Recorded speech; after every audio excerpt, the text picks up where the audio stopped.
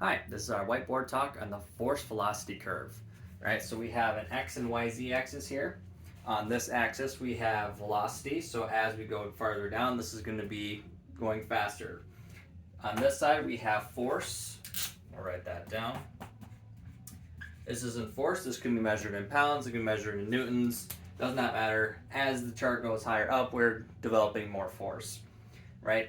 As you develop as an athlete or develop as an individual, we want to be a well-rounded person. So what that means is, as we start at the very top, this is our strength-based movements. These are our squats, our bench, our deadlifts.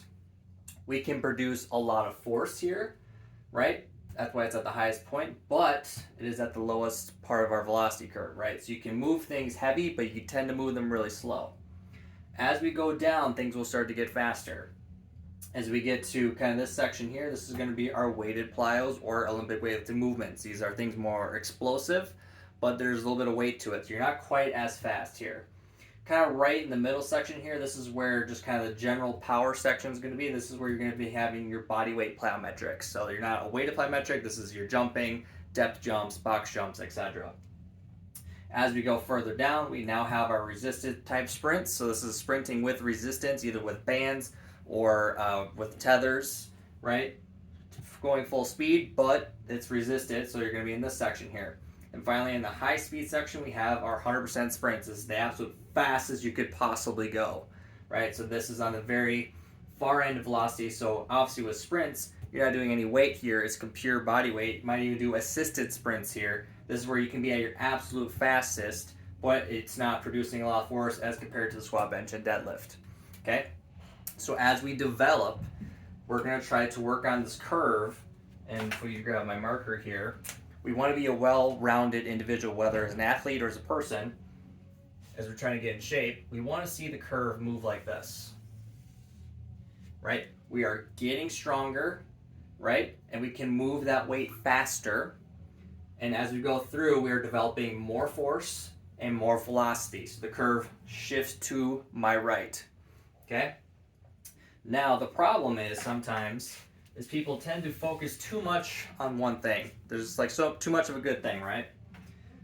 If we decided that we only wanted to do powerlifting type movements, squat, bench, deadlift, and we did nothing else, you'll get a curve that looks something like this. You start here, get more force, and it'll look like this. Okay? What has happened is we developed more force. That's great. We got stronger in our squat, bench, deadlift. Probably getting some good PRs. Awesome. But you didn't work on any of those other things, so your curve kind of falls flat, and now you've gotten slower as a person. So you're not well-rounded. You're more strength-focused. A great example is kind of like powerlifters or kind of strongman competitions. They are really, really, really strong, but they are not the fastest people. They're not racing against Usain Bolt. Let's use that as an example. Let's say I'm like a track athlete or someone who loves running, speed training type stuff, but really hated weight training. They're like, I really hate doing this stuff. I hate weight room stuff. I just want to do this section. You're going to get a curve that looks like this. Right? We got faster, right? This part got better. This part got worse. And now we're not as strong. We're not as powerful, not as strong.